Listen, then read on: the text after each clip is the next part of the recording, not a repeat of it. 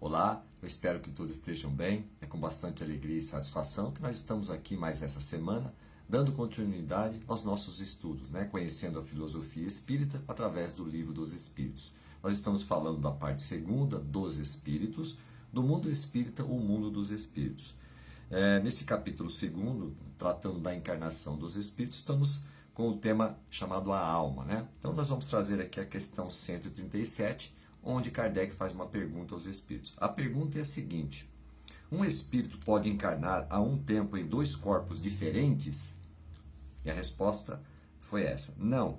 O espírito é indivisível e não pode animar simultaneamente dois seres distintos. Essa foi a resposta dos espíritos para Kardec.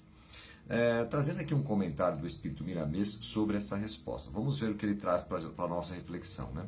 O espírito conserva sua individualidade em todas as dimensões onde é chamado a servir. Não há necessidade de se dividir, do modo que alguns espiritualistas pensam, com um só espírito animando vários corpos. A abundância de almas criadas por Deus tira-nos essa ideia.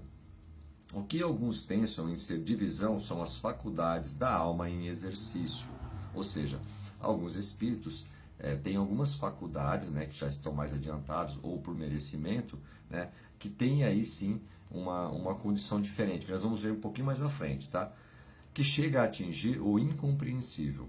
Todos nós carregamos esses valores à espera do despertamento. Vós sois deuses, diz a Bíblia. A individualidade do espírito é o ponto alto da sua felicidade. Mostra as experiências em evidência recolhidas no tempo e no espaço, e leva o selo do esforço próprio, acompanhando as bênçãos de Deus. Ou seja, somos seres únicos, assim como é nosso Criador. Deus também é um ser único, então nós também somos seres únicos, conservamos a nossa individualidade pelos nossos esforços, nossos méritos, conquistado durante as nossas jornadas existenciais. Seguindo aqui, há muitas escolas espiritualistas que apoiam essas ideias de que a alma pode animar simultaneamente muitos corpos materiais em vários lugares, bem como igualmente trocar de corpos quando necessário, sem o processo da reencarnação. Ou seja, reforçando que somente através da reencarnação é que nós vamos conseguir habitar corpos físicos. Do processo reencarnatório, o espírito ele pode habitar vários corpos, mas tem que passar pelo processo de reencarnação. Seguindo aqui, respeitamos todas elas, nos que elas ensinam para edificar o homem, o que elas ensinam de verdade, e muito mais de amor. Mas no que diz respeito a essa extravagância teórica, não podemos concordar por fugir da lei, e por não termos presenciado a nenhum caso que garanta sua veracidade. A alma pode sim trocar de corpos quantas vezes precisar, porém pelo processo da reencarnação, lei natural em todos os mundos habitados. Pode animar muitos corpos de uma só vez, que são aqueles que eu acompanho, mesmo encarnado, os quais poderemos chamar corpos espirituais, tais como o corpo desejo, o corpo astral, o corpo mental, enfim, a variedade de corpos.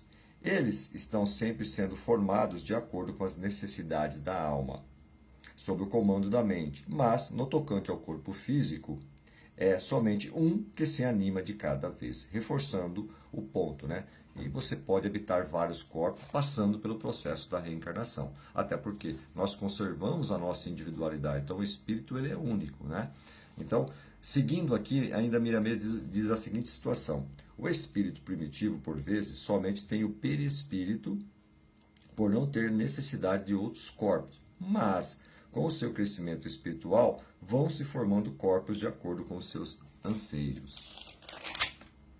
A doutrina espírita tem capacidade, por intermédio da mediunidade, de revelar aos homens muita coisa ainda encoberta e rasgar o véu de acordo com a evolução da humanidade. Ou seja, citando aqui que teremos ainda muita coisa para ser descoberta na medida em que nós tivermos um grau de compreensão para entender essas revelações.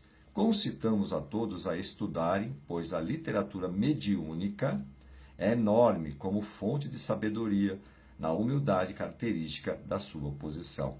Reforçando aqui a questão do estudo da mediunidade, né? Inclusive, né, também temos aqui, oferecido pela casa, o estudo do livro dos médiuns, que é tão importante quanto os outros estudos, né, que nos revela muitas coisas que muitas vezes a nossa compreensão ainda não atingiu, né, o entendimento. E isso vem para nos apoiar, como é comentado aqui. Através do estudo vamos compreendendo aos poucos, né, o funcionamento dessas leis, né, que afetam tanto a existência do mundo material como a existência do mundo espiritual.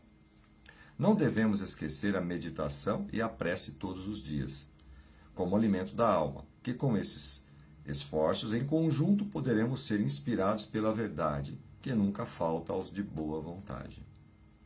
Assim como Deus é uno, uma unidade de luz, nós somos uma individualidade que resiste ao tempo e ao espaço, sem que surjam divisões em nós. Pelo contrário, o tempo vem garantir cada vez mais a nossa unidade interna. Deus assim nos fez, instituiu a lei que nos garante a individualidade eterna e a imortalidade. E assim, Miramês termina o seu comentário.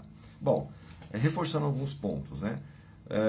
Nós espíritos somos criados simples e ignorantes. E durante a nossa trajetória, né, desde quando fomos criados, mantemos a nossa individualidade.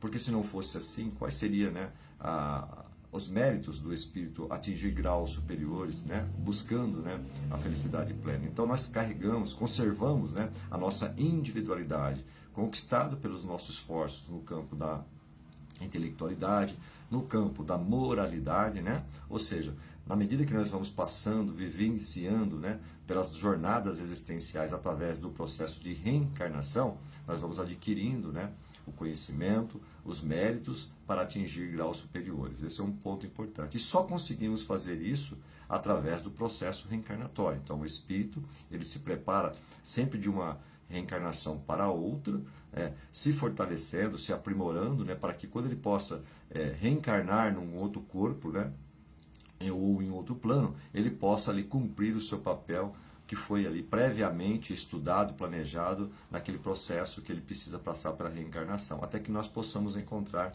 né, atingir, né, a nossa evolução plena, tá? Este é um ponto. O que acontece, o que pode confundir um pouco, como está no Livro dos Médiuns, no capítulo 7, onde nós temos um tema chamado Fenômeno da Bicorporeidade. Lá é explicado mais em detalhes esse ponto, né, que alguns espíritos têm esta faculdade, né? Então, quando, por exemplo, o espírito está dormente, ou está em estado de sono, ou um estado onde ele está em estado de vigília, né?